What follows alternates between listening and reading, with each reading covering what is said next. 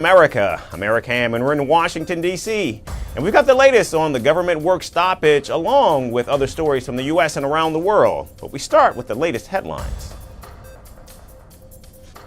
The UK police say one of the two men killed in the attack outside a Manchester synagogue may have been shot by officers as the British government vows to intensify efforts to combat anti-Semitism in the wake of the deadly incident. The organizers of a Gaza-bound aid flotilla say that Israel has intercepted the last remaining vessel after previous seizures of other boats prompted protests across the globe. The Philippines stresses the importance of preventing militarization at the disputed Scarborough Shoal in the South China Sea, adding that it's closely monitoring Beijing's plans to establish a nature preserve in the area. South Korea urges Pyongyang to consider resuming reunions of families separated during the Korean War as part of humanitarian cooperation measures between the two neighbors. And a new report from Lancet warns that around half of the world's population lacks access to healthy food, a clean environment, or a living wage. The report highlights deepening inequities worsened by climate change and geopolitical conflicts.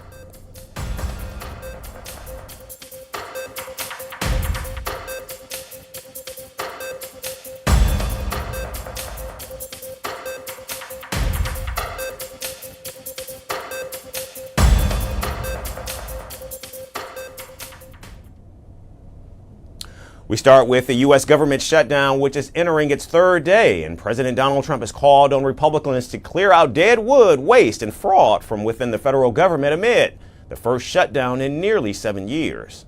On Thursday, Trump announced on Truth Social that he'll be meeting with Budget Director Russ Vought to discuss temporary or even permanent spending cuts on what he described as Democratic agencies. Trump made it clear the two would determine which agencies would face funding cuts, a move that could lead to mass firings and irreversible damage to programs supported by Democrats. Trump openly celebrated what he called an unprecedented opportunity handed to him by Democrats. He linked his plans to the broader conservative blueprint known as Project 2025, a plan that aims to reshape the federal government around right-wing policies. In fact, in an interview with right-wing One America News Network, the president doubled down on the threats, suggesting that projects important to Democrats could be permanently canceled, saying he's allowed to cut things that should never have been approved and that he'll probably do exactly that. Well, there could be firings, and that's their fault, and it could also be other things. I mean, we could cut projects that they wanted, favorite projects, and they'd be permanently cut. So you could say, a lot of people are saying Trump wanted this, that I wanted this closing, and I didn't want it. But a lot of people are saying it because I'm allowed to cut things that should have never been approved in the first place. And I will probably do that. Budget Director Russ Vought has already signaled how the administration intends to use this moment, already announcing that $18 billion in federal funding would be held for two major infrastructure projects in New York City. Vought also confirmed the cancellation of several $1 billion worth of green energy initiatives in Democratic states. Meanwhile, the White House is preparing for layoffs of additional federal workers. Press Secretary Carolyn Leavitt said the job cuts were imminent, warning Democrats to act quickly if they want to spare their constituents further harm. Look, it's likely going to be in the thousands. It's a very good question, and that's something that the Office of Management and Budget and the entire team at the White House here, again, is unfortunately having to work on today. These discussions and these conversations, these meetings would not be happening if the Democrats had voted to keep the government open. Now, Democrats, for their part, say they're ready for talks, but only with credible partners. Minority Leader Hakeem Jeffrey said that Democrats are willing to meet with the president and vice president at any time, but he underscored the need for a real pathway to reopening the government. This is day 2 of Donald Trump's shutdown, but it's day 256 of the chaos that the Trump presidency has unleashed on the American people. Republicans have shut the government down because they don't want to provide health care to working class Americans. House Democrats continue to be here on duty. House Republicans are on vacation. We are ready, we are willing, we are able to sit down with anyone, anytime, any place, including the president and the vice president, to try to find a path forward, to reopen the government, enact a spending agreement that actually meets the needs of the American people, while at the same time addressing the Republican health care crisis. The shutdown itself has already suspended scientific research, economic reporting, and financial oversight, though major benefit programs like Social Security continue to function. On October 1st, the U.S. government shut down as Republicans and Democrats failed to pass a bill funding government service into October and beyond. The next vote in the Senate is expected today. However, Republican leaders have hinted at pulling their senators out of Washington if Democrats continue to block their plan, a move that could prolong the shutdown into next week and possibly beyond. With hundreds of thousands of federal workers on the brink of missing paychecks, an estimated $400 million in wages is lost every single day. Early polling, however, shows voters are blaming Republicans for the work stoppage, but that's not forcing Republicans to bend on Democratic demands. In fact, the stakes are only getting higher as it appears this shutdown could go into next week and maybe, just maybe, even beyond. And staying in the United States, President Donald Trump has declared that drug cartels are unlawful combatants and that America is now engaged in an armed conflict with them. In a memo accessed by the Associated Press news agency and the New York Times, it follows a series of deadly U.S. military strikes on boats in the Caribbean that the administration said were smuggling narcotics, sparking alarm among lawmakers and legal experts. The confidential notice, on the other hand, represents a remarkable assertion of presidential war powers, one that shifts a decades-old war on drugs from metaphor into a literal state of conflict. The memo, citing the law of armed conflict, states that drug trafficking into the United States constitutes an armed attack and requires military force and self-defense. President Trump directed the Pentagon to conduct operations against them pursuant to the law of armed conflict. The president determined that the United States is in a non-international armed conflict with these designated terrorist organizations. The United States has now reached a critical point where we must use force in self-defense and defense of others against the ongoing attacks by these designated terrorist organizations. Already at least 3 strikes were carried out last month on suspected drug boats, 2 of them reportedly originating from Venezuela. U.S. officials say all 17 people on board were killed and the vessels destroyed along with their cargo. A September 15 strike in particular, which killed 3 suspected smugglers, was cited in the memo as justification for the president's determination that these cartels are non-state armed groups waging attacks on the United States. Based upon the cumulative effects of these hostile acts against the citizens and interests of the United States and friendly foreign nations, the president determined that the United States is in a non-international armed conflict with these designated terrorist organizations. The White House, however, insists the operations are both lawful and necessary. In fact, President Trump himself defended the policy before military leaders, saying each boat carried enough drugs to kill 25,000 people. Drug cartels, as far as foreign terrorist organizations, along with 2 bloodthirsty transnational gangs, probably the worst gangs anywhere in the world, MS-13 and Tren de Aragua. Tren de Aragua is from Venezuela, by the way. Such organizations torture, maim, mutilate, and murder with impunity. They're the enemies of all humanity. For this reason, we've recently begun using the supreme power of the United States military to destroy Venezuelan terrorists and trafficking networks led by Nicolas Maduro. To every terrorist thug smuggling poisonous drugs into the United States of America, please be warned that we will blow you out of existence. That's what we're doing. We have no choice. Can't let it happen. They're destroying. I believe we lost 300,000 people last year to drugs, 300,000. Fentanyl and other drugs. Each boat that we sink carries drugs that would kill more than 25,000 Americans. Now, the extraordinary declaration has triggered a storm of criticism. Senator Jack Reed, the top Democrat on the Senate Armed Services Committee, accused President Trump of waging secret wars against anyone he labels an enemy without presenting credible evidence or seeking congressional approval. Drug cartels are despicable and must be dealt with by law enforcement.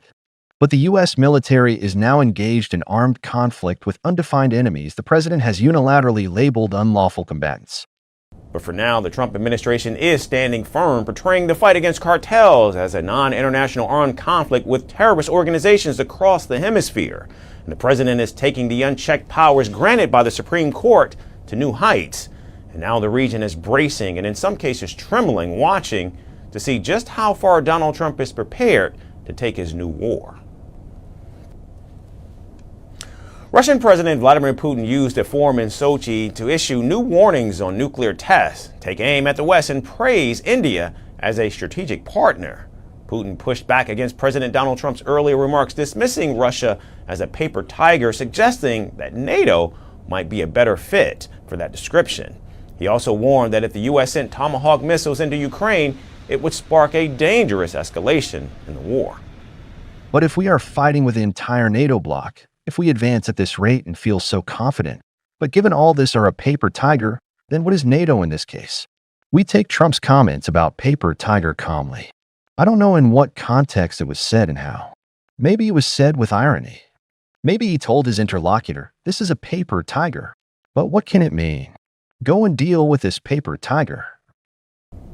Putin went on to say Russia would only conduct a nuclear test if another nuclear power did the same. He claimed Moscow had seen signs that some countries may be preparing such tests.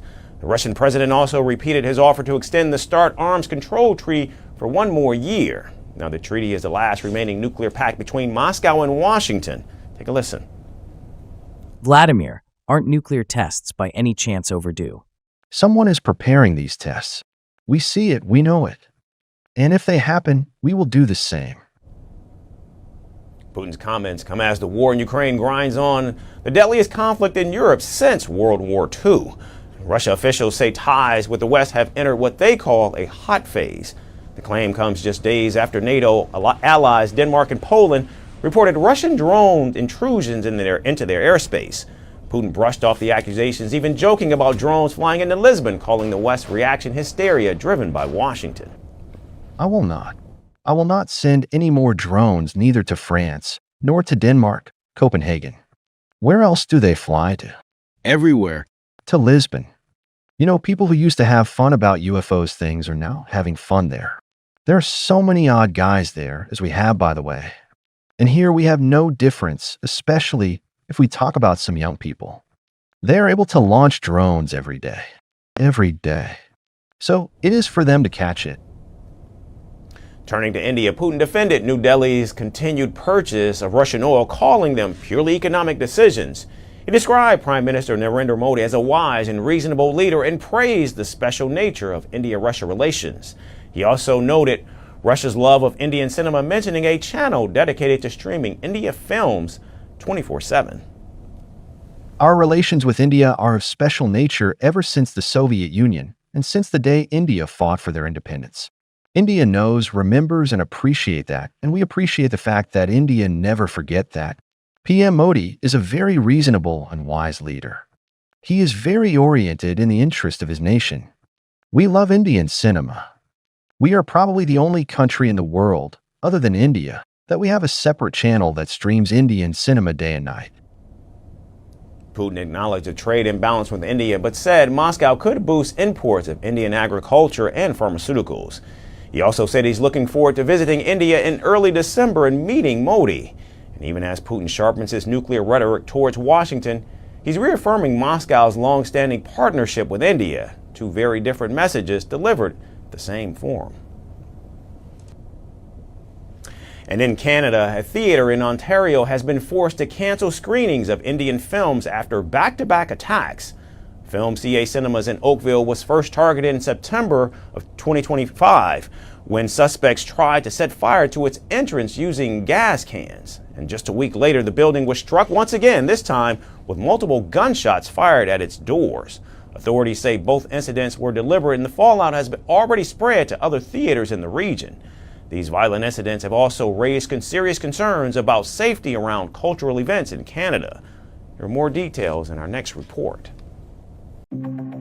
In Canada's Ontario province, a small town theatre has become the centre of a troubling storm. Film.ca cinemas located in Oakville was targeted in 2 violent incidents within a week, forcing it to cancel screenings of major Indian films. What began as a late-night act of arson soon escalated into a brazen shooting. The first attack unfolded on September the 25th. At around 5:20 a.m, 2 masked suspects carrying red gas cans approached the theatre's entrance doors. Security footage later released by Film.ca showed them dousing the entry with flammable liquid before striking a match. Flames rose at the doors, but were quickly contained outside, leaving the theatre with just moderate damage. In fact, hours earlier, cameras had caught an SUV circling the property multiple times, with one hooded individual appearing to survey the building before driving off. Later, a white SUV entered the lot and 2 men emerged with jerry cans in hand. Their attempt to burn down the cinema may have failed, but their message was clear: the theatre had become a target. Police described one suspect as a white man wearing black pants, a hoodie, high-top shoes, gloves and a medical mask. The second suspect also wore black but stood out with slip-on sandals, white socks, gloves and a medical mask, holding a mobile phone throughout the attack. Investigators confirmed the assault was deliberate, though no one was injured as the cinema was closed. Then, just a week later, on October the 2nd, violence returned. This time, a single gunman fired multiple rounds into the glass doors at 1:50 a.m. The suspect was described as a dark-skinned male with a heavy build, dressed entirely in black with a face mask. Again, the attack took place overnight, and again, the theatre was empty. Authorities believe the 2 incidents were linked and targeted. However, Halton Regional Police have not confirmed a motive. In a statement on X on September the 27th, the CEO of Film.ca Cinemas assured that the movie screenings will proceed as planned and that enhanced security measures will be in place for everyone's safety. But by Thursday, the tone had shifted. In a formal statement, the theatre admitted that evidence suggested its participation in the exhibition of Indian films had led to the violence. Screenings of Indian actor and director Rishabh Shetty's Kantara, A Legend Chapter 1, and Indian politician and actor Pawan Kalyan's They Call Him OG were pulled, and the cinema's lineup no longer listed South Asian titles. Another theatre, York Cinemas, quickly followed suit. Due to recent incidents, we will not be screening Indian movies until further notice, its management said, citing safety concerns. And ticket refunds were promised to patrons. Even Canada's Foreign Minister, Anita Anand, was forced to respond, condemning the cowardly acts and pledging support to Oakville community. Yet the condemnation offers little comfort to those who now question whether Canada can truly safeguard cultural spaces from violence. As investigations continue, one unsettling question lingers. If a small community cinema in Ontario can be firebombed and shot at over film screenings, what might come next? Snapchat has long served as a space for fleeting moments and curated throwbacks. But the app is now putting a price tag on memories that exceed the 5 gigabyte mark, with subscription plans ranging from a couple of dollars to nearly $200 a year. Users are faced with a choice: pay to preserve the past or risk losing the moment that defined it. The announcement has sparked outrage across social media, with users blasting Snapchat for being greedy and unfair. This is our final report with more. Imagine waking up one day and finding out that your memories now come with a price tag. Well, that is exactly what millions of Snapchat users are discovering as the app prepares to charge for storing old photos and videos. Since 2016, Snapchat's memory feature has been a safe space. It is used by millions as a vault for users to save their favourite memories, free of cost and limited until now. But with more than 1 trillion pieces of content saved, Snap has decided it's time to lock the vault and sell the key. The new rule is simple. Users can store up to 5 gigabytes of memory for free. Cross that line and you'll have to pay. Subscription plans in the US range from just under $2 a month to nearly $15, depending on how much extra space you need. The most basic tier gives you 100 gigabytes at $1.99. Users of Snapchat Plus will get 250 gigabytes of storage as part of their $3.99 monthly subscription. And the top tier, Snapchat Platinum, offers a staggering 5 terabytes, but that comes with a hefty bill of $14.99 a month. Outside the US, the fee might differ, a Snap spokesperson said recently. Snap says the change won't affect most users since the majority never cross the 5 gigabyte mark. But many long-time Snapchatters disagree. They've been saving years of snaps, videos and throwbacks, some running into hundreds of gigabytes. For them, the bill could be huge, and frustration is boiling over online. On X, users blasted Snap's decision. Some called it greedy. Others compared it to being forced to pay rent for their own memories. One user wrote that it is ridiculous for Snapchat to ask for money for photos like Google Photos does. Snap defends the move, however. Rising infrastructure costs, the company says, make free unlimited storage unsustainable. It promises a 1-year grace period before the cuts take effect and insists users can always download their memories directly to their devices. But there is a catch. If you don't pay up, your oldest photos will stay safe, while your newest ones may disappear. For many, that means a lifetime of moments, baby pictures, friendships, and milestones suddenly at risk. Snapchat today boasts 460 million daily active users, nearly 900 million monthly users, and a powerful hold on young audiences. More than 60% are aged between 18 and 35. With that kind of reach, every tweak it makes can ripple across a whole generation. 1 trillion moments saved. 1 trillion moments now weighed against dollars. Snapchat has drawn the line. And for millions of users, their past is suddenly on the clock.